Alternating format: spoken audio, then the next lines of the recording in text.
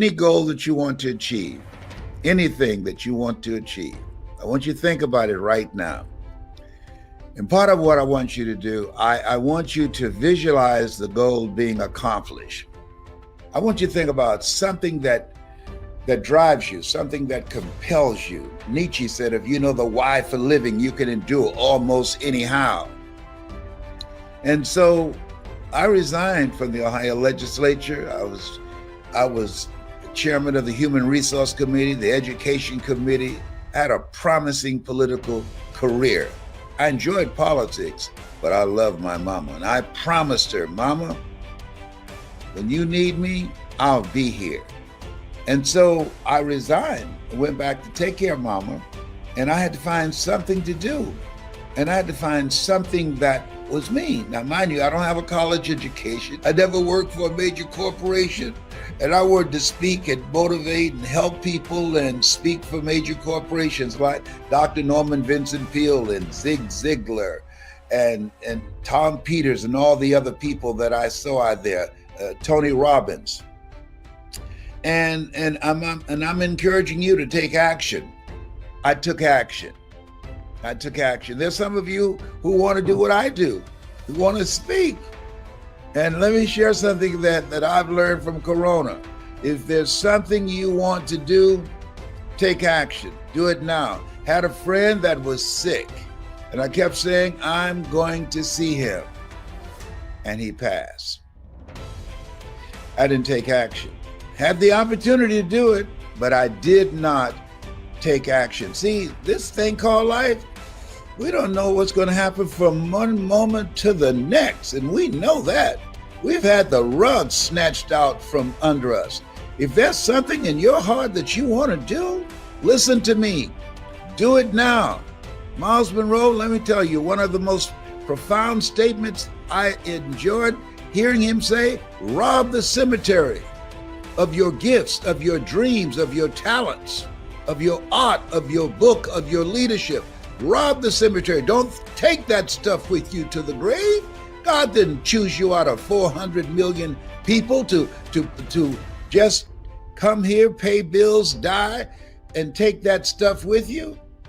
No. You are here for a purpose, to make the world a better place, to do the greater work. So you got to get an attitude, because in order to live your dreams, you've got to be focused, clear what you want, and you got to take action. I was clear. This is what I'm going to do to take care of my mother. This is how I'm going to generate the money to do this. I knew working a job wouldn't do it, wouldn't get it. 95% of people who filed bankruptcy last year did so because of medical expenses. So I wanted to do something that was me, and I'm encouraging you to do the same thing.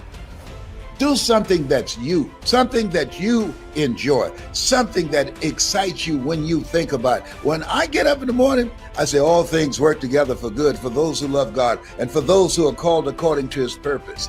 And Lord, whatever I face today, together you and I can handle it. Take some action. But I could have waited and said, well, let me find some things that I can do to get the money so that I can fly. No. George Washington Carver said, do what you can where you are and what you have and never be satisfied. And he was right. If I couldn't afford to do it, I couldn't afford not to do it. I couldn't afford not to invest in myself and tell people you need to invest in yourself. I could not afford to tell people, oh, you need to do something that's beyond your comfort zone, and you'll discover a part of yourself that you don't know right now, if I wasn't willing to be a make it happen person. I'm going to teach people how to make it happen, and I wasn't making it happen. And I did it. I made it happen.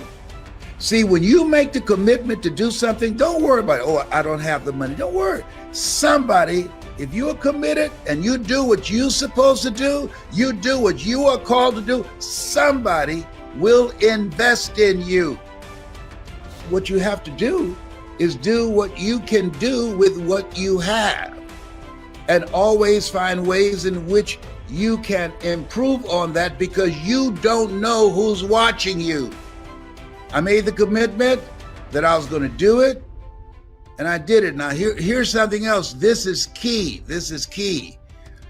Look at the people that you communicate with most, family members and friends.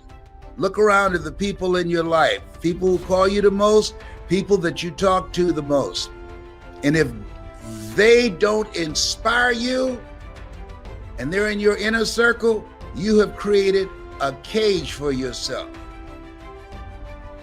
What do you mean by that? You earn within $2,000 to $3,000 of your closest friends. You want to have an inner circle of people that when you look at them, you are inspired. When you look at them, you get fired up, okay? But if you are surrounded by people that's on your level or below, you're restricting yourself. People rub off on you. Sidney Poitier, please come forward. I love his book, The Measure of a Man. He said, when you go for a walk with someone, something happens. Either you adjust to their pace or they adjust to your pace. Whose pace have you adjusted to? I can't say that enough.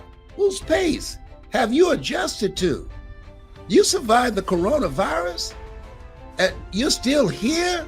400,000 people gone? You are here. You've been chosen to do the greater work.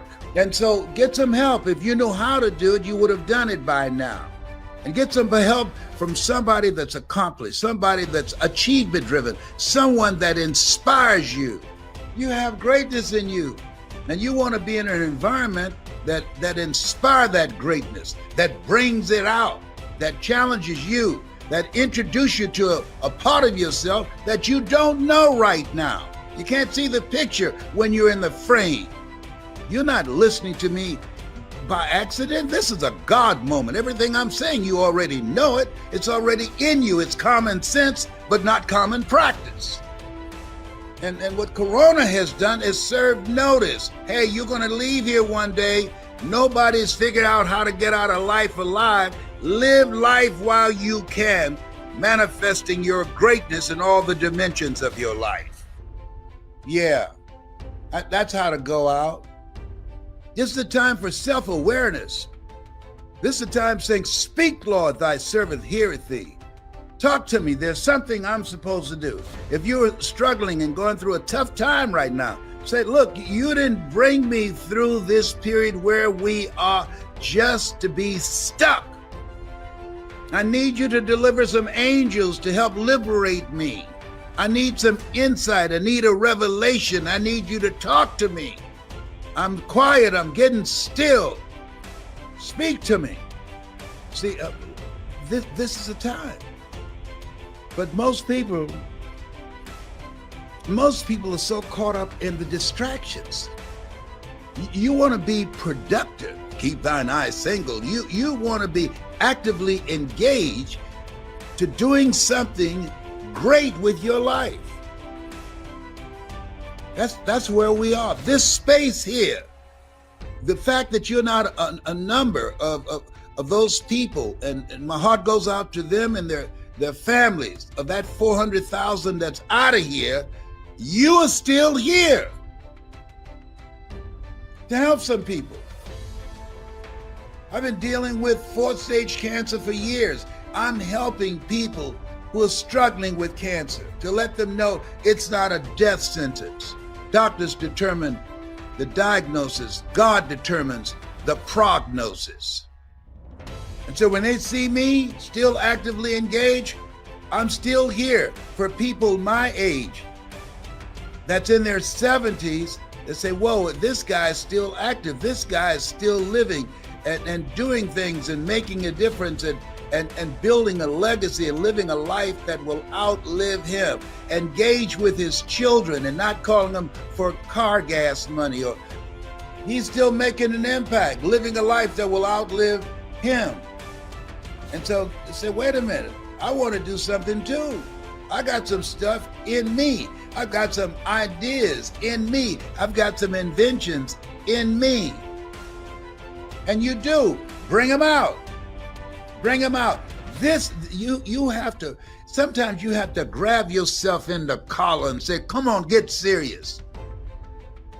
Michael Jackson was right. You got to look at that man or that woman in the mirror and say, hey, get serious.